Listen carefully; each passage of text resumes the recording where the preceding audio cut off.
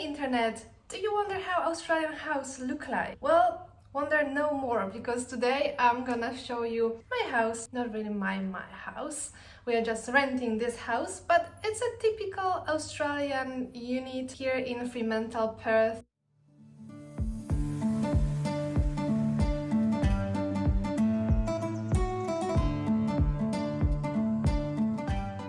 My name is Monika and welcome to Immigration Journal. This episode is gonna be a little bit different. So as in previous episodes we were going chronologically, from my arrival into Australia. Today is a little bit different because I'm gonna take you around the house and we're gonna chat a little bit about renting in Australia, about things in the houses that may surprise you, that maybe are different from your countries, and a bit about prices. I think that's usually quite interesting, I guess, to know, how much you need to pay to rent in Australia. So let's get into it. Okay guys, so let's start our tour outside. So that's a typical unit in Australia, well, in Perth at least. Entry and a carport and a garage on the left, and there's few things that you need to know about living in Australia. First things, we have fly screens, so that's this bit. This is to protect us from spiders and flies and all sorts of things. A second thing you will notice, there's no shoes outside. No one leaves shoes outside. And why is that? Well, I'll show you. Can you see this guy? Yeah, that's a redback spider, our version of black widow. And black widow can, the redback spiders are not very nice. They can, well, maybe they will not kill you, but they can do quite a lot of damage. And if you have a dog or a cat, it's definitely, well, it's not fun. Okay. Let's get inside. So as you can see, Australian houses, they don't have much protection. That's it. And to lock your doors, you just do this a little bit, and it's it's actually so useless that even when it's really windy, this can sometimes open up. I don't know how it works. It just doesn't, I guess. Yeah, not much protection. As you can see, there's holes. So in winter when it's cold and it gets cold, all that cold can just enter here. Okay, and that's the house. So that's the entry of the house.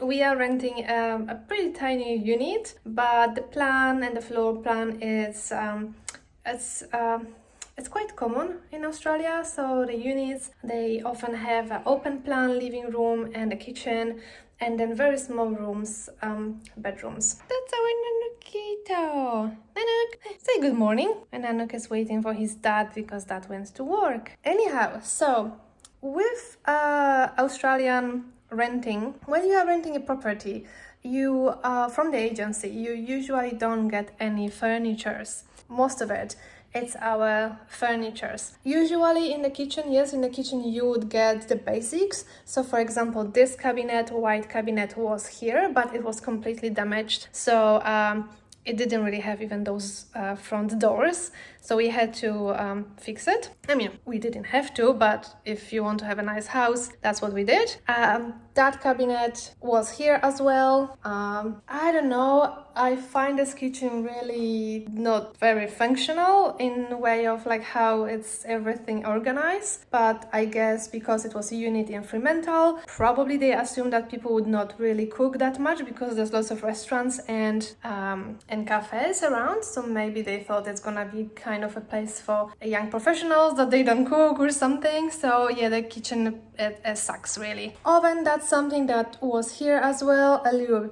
pantry cabinet, that's as well very common in Australian houses. And something that is really funny, hole for the fridge.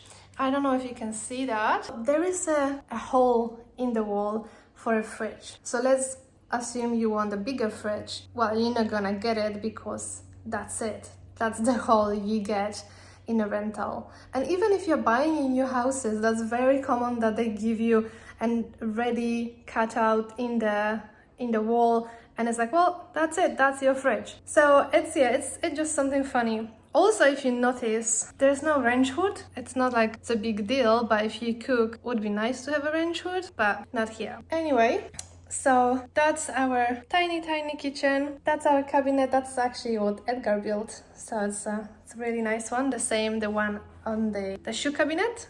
We're still building this one, but it's almost there. So something that I want to show you as well about houses, and I don't know if you're gonna see it, but maybe you can hear it. And you can maybe you can see it. I don't know. The window is actually moving, but this is kind of, it's not even glass. It's kind of like a plexiglass or something. It's literally, if someone really big and heavy just push it, you can just enter to the house. So it's not a really big protection. And also in winter, because it's just a single glass, which is not even a glass, it gets really cold because all that heat from inside the house escape pretty quickly. I'm quite surprised that they don't have double glazed windows. It's something that is really uncommon in Australia to get double glazed, and it gets really cold. So, which Nanook obviously loved. Another thing I want to mention, you can probably see that we have quite a lot of wall decoration, like this one, like the fishes. There's some as well paintings here and decor. You need to get permission. So in your rental properties, it's not like you can make a hole in the wall. You need to get permission for every single hole, whatever you want to do. Basically, yeah, you need to write it to your agency, and they need to give you a written permission that you can do a hole. You need to specify where exactly and how many holes. And we are lucky, because with this agency they're very nice, and they were like, yeah, no worries. Now going to next room. So that's our bedroom. As you can see, it's a decent size. It's not huge, but it's a decent size, I would say. And what is really common, again, we have those how you call it, the fly screens on the window. This is, sliding window. In Australian bedrooms, very common. Show you the cabinets. That's basically wardrobe. Very old-fashioned. There's just one rail and that's it. So it's not very useful, but because it's quite deep, you can, what we did, we put a little bit of a cabinet. I'm gonna close the mess. But yeah, that's how it is. Not very practical, I guess, but it's better than nothing. Like, it saves you buying a wardrobe, so that's always something. Now, in Australian houses, it's very common that you have two kind of like toilets, or sometimes toilets are separate. Okay, so in Australia, we would quite often have a little toilet, which is just a toilet, nothing really special. I can just show you our little decoration. And then there's a bigger bathroom. Quite often you would not have a second toilet in the main bathroom. Quite often you would only have a shower or a bathtub and that's it. And the toilet would only be in that other kind of place. Why is that? I don't know. But I like it that there's another one here.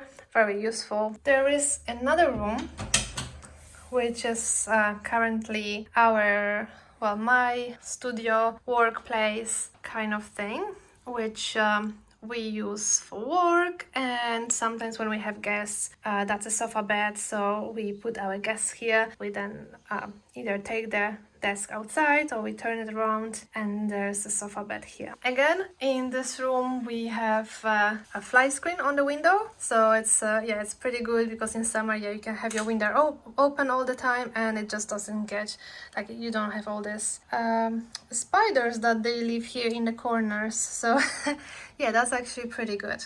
Now, going to our last room, which is a laundry room.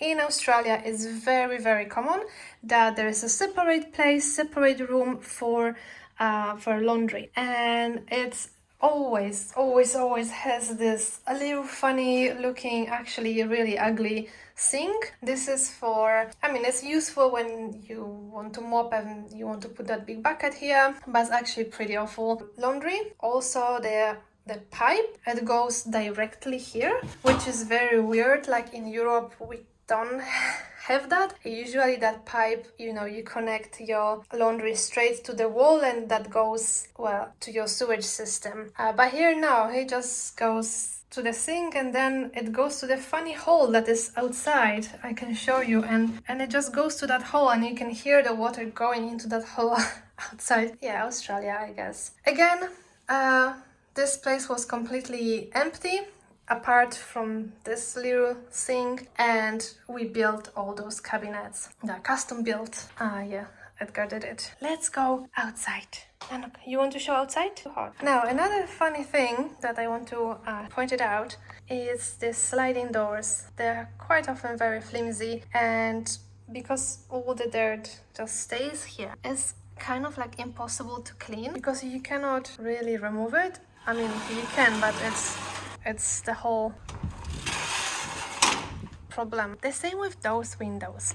So those fly screens are fixed to the frame, which means that window that is on the other side, you cannot clean it.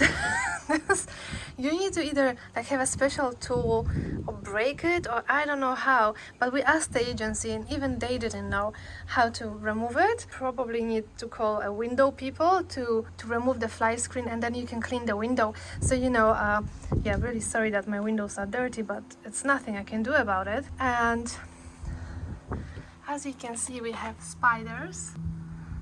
Nothing really uncommon. That's the patio. Well, I call it patio. I don't know. We have a little shed. So half of it is ours and then half of it is our neighbor. So it's pretty decent. We have all tools over there. Well, I can show you actually. Why not? Let's have a look.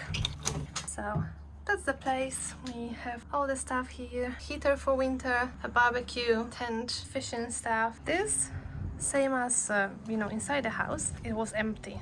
So the only thing that was here was this hanging thingy for laundry, and this is all that we did. So we put that, the gazebo, the lights, hammock, all the plants. That's our little entertainment space. Okay, so now let's talk a little bit about prices and renting in Australia. You've probably seen a lot online about housing crisis in Australia and how 100 people are waiting to inspect the house. And yes, that's the case. Actually, to get this house, there were over 100 people on that day on inspection, and when we came, I was like, well, no chance we can get it. We are not Australians, we are not permanent residents yet, and it's Fremantle. It's like the best part of the city. We have 10 minutes to the beach, 10 minutes to Fremantle markets. If you know a little bit about Fremantle and Perth, so you know that's like prime location. So I was like, let's don't even go. It's just waste of time. But you know, if you want to rent a property, you need to actually inspect it. So we went and we got lucky. We're not gonna talk about how we got it. I mean, we can actually, why not? It's not illegal. A tip really, what to do if you want to rent a property. First, you need to have all your documents ready. There's 100 people competing, so if you want, if you really love the property, documents ready, and you send it straight away, your application.